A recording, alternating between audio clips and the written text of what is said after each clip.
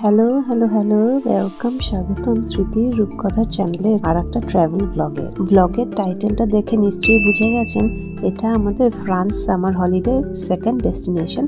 আমরা আজকে চলেছি রিচেলিউতে। ফিশারম্যান সিটি অন ফ্লোর খুব সুন্দর কাটিয়েছি। স্পেসিফিক্যালি আমাদের ভ্যাকেশন হাউসটা তো এত বিউটিফুল ছিল যে কিছু বলার নেই। আর খুব ভালো কাটিয়েছি ভ্যাকেশন হাউসটাতে। দেখা যাক আমাদের রিচেলিউর ভ্যাকেশন হাউসটা কেমন হবে। আমরা কিন্তু রিচেলিউতেও এয়ারবিএনবির থেকেই আমরা বুকটা করেছি ভ্যাকেশন হাউসটা। বাজে সকাল 7:30 এখন, আর আমাদের টোটাল জার্নি হচ্ছে কি এই 350 কিলোমিটারের মতো। তাই আশা করছি আমরা লাঞ্চ টাইমের মধ্যে পৌঁছে যাবো রিচেলিউর নতুন এয়ারবিএনবি হাউসে। দেখা যাক কতটা কভার করতে পারি।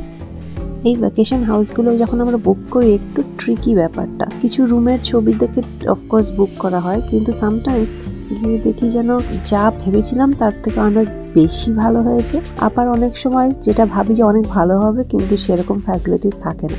তাই একটু ট্রিকি ব্যাপারটা, যে যতক্ষণ না দেখছি যে ভালো ততক্ষণ অব্দি একটু ডিফিকাল্টি লাগে। যাই হোক, রিচেলিউতে কিন্তু আমরা ঢুকে পড়েছি। আর যেটাই প্রথমে নোটিস করলাম সেটা হচ্ছে গিয়ে সূর্যমুখী ফুলের ক্ষেত। এই ড্রাইভটা কিন্তু খুব সুন্দর ছিল। এই যে নীল আকাশ আর তার মধ্যে সাদা তুলোর মিছরির মতো সুন্দর মেঘ, আর দুই পাশে ছিল এই হলুদ রঙের সূর্যমুখী ফুলের ক্ষেত। খুব ভালো লাগছিল এই ড্রাইভটা।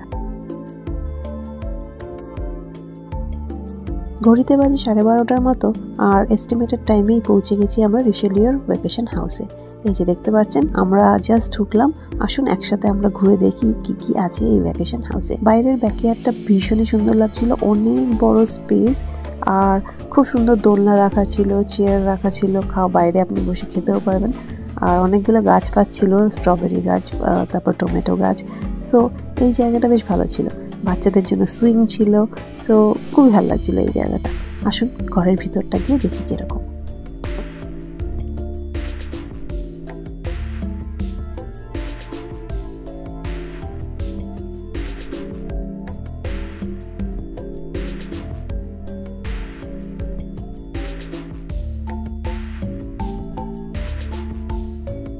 তো এইটাই হচ্ছে গিয়ে living room and also bedroom.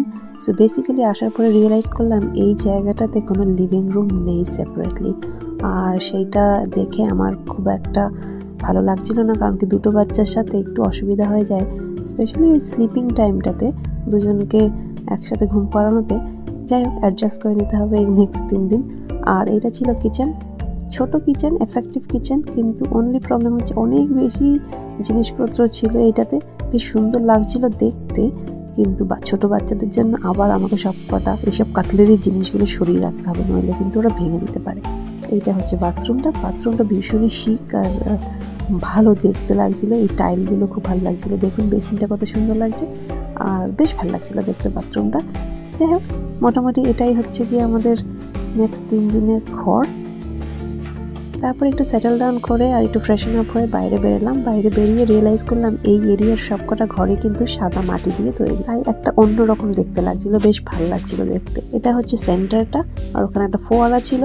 একটু হাঁটাহাঁটি করে ভাবলাম সুপার মার্কেটে চলে যাই, বাচ্চাদের খিদে পেয়ে যাবে, আমাদেরও খিদে পেয়ে যাবে, তো তাড়াতাড়ি খাওয়া দাওয়াটা রেডি করে নিই। এটা হচ্ছে সুপার মার্কেটে, যেটা সব থেকে কাছে ছিল আমাদের এয়ারবিএনবি হাউসের, তো ওইটাতেই চলে গেলাম।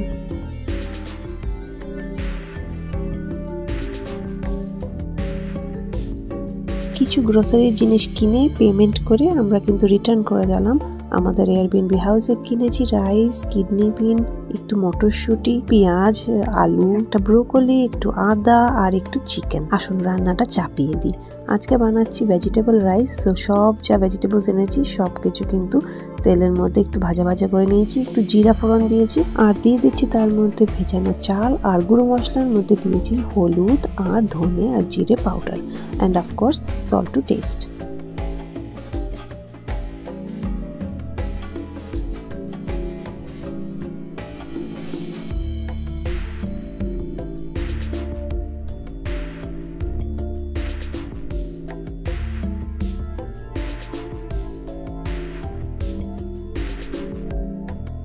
এই চালটা কিনলাম এখান দিয়ে সুপার মার্কেট থেকে, বলছে 11 মিনিটে হয়ে যাবে। বেশ পাতলা পাতলা আর খুব সুন্দর লাগছিল দেখতে চালটা।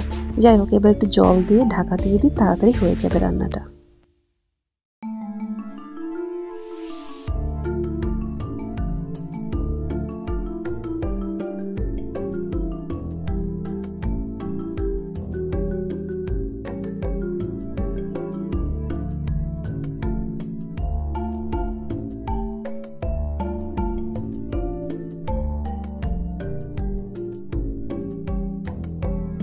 চালটা হতে থাকবে, তার মধ্যে কিন্তু আমি এই জায়গাটা একটু ক্লিন করে নেবো। ক্লিন করে নিলে তারপরে আমি মাংসের প্রিপারেশনটা শুরু করব। আসুন একটু ক্লিন করে নিই। এই 2 প্যাকেট মাংস এনেছি সুপার মার্কেট থেকে। পুরো প্রিপারেশন করা আছে, ম্যারিনেটেড করা চিকেনের 2টো স্টিক, 2টো আলাদা ম্যারিনেশন। সবকটা মাংস আর ক্যাপসিকাম আর টমেটো যা দেওয়া আছে সব কিছু বের করে প্যানের মধ্যে একটু তেল দিয়ে ভেজে নেব। এই হবে আজকে ডিনার, ঘরোয়া ডিনার। আর বেশি কিছু আজকে করতে পারলাম না, শুধু ভেজিটেবল রাইস আর চিকেন হবে ফর ডিনার। এই ছোট্ট ডিশওয়াশারটাকে দেখে মনে পড়ে যাচ্ছে একটা পুরানো স্মৃতির কথা। আমরা যখন রটারডামে থাকতাম একটা অ্যাপার্টমেন্ট হাউসে, তখন আমরা একটা কিনেছিলাম এরকম একটা ছোট্ট এরকম ডিশওয়াশার, পুরো প্রচণ্ড ছোট্ট, মানে তাতে খুবই কম জিনিস ধরতো। আর এক্স্যাক্টলি সেম সাইজ ছিল এখানে একটা ডিশওয়াশার। যাই হোক, যতটা পারি জিনিসগুলো ডিশওয়াশারের মধ্যে ঢুকিয়ে অন করে দিই ডিশওয়াশারটা। এই দেখুন, আরনকে দেওয়ালে তুলে দেওয়া হয়েছে যেন ও একটা পেইন্টিং আজকে। এইভাবে আমি এন্টারটেইনড হচ্ছি while I'm cooking। এই সুন্দর ডালিয়াটা কিন্তু রিয়েল, আমাদের যে এয়ারবিএনবি এর মালিক সে এসেছিলেন, সে কিন্তু দিয়ে গেল। এই ফুলটা কিন্তু এই ব্যাকইয়ার্ডেই হয়েছে, কি সুন্দর লাগছে দেখতে।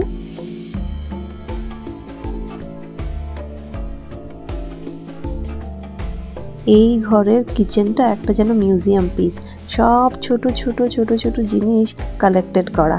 আর আমি প্রত্যেকটা জিনিসকে তাকিয়ে তাকিয়ে দেখতে আমার অনেকটা সময় কিন্তু কেটে গেল। কি যে নেই এখানে, কত যে জিনিস, বাপরে বাপ।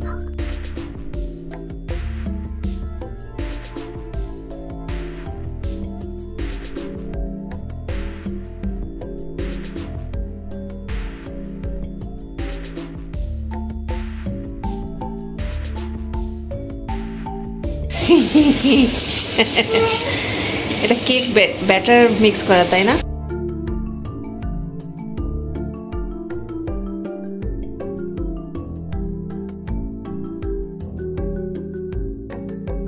চিয়ার্স।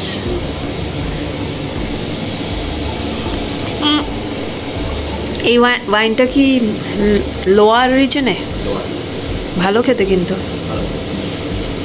পুরো mild rosé pink. Yeah, I can see your face in this.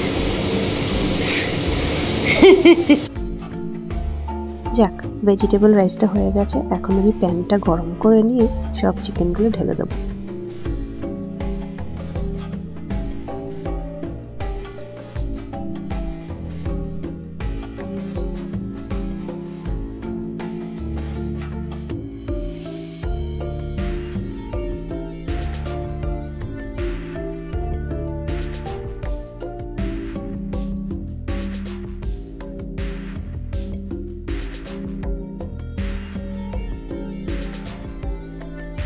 চিকেনগুলো কিন্তু প্রায় হয়ে এসেছে, আর রাইসটাও কিন্তু বেশ ঝুরঝুরে হয়েছে। আজকের দিনটা বেশ ভালোই কাটলো। পৌঁছে গেলাম রিশেলিও।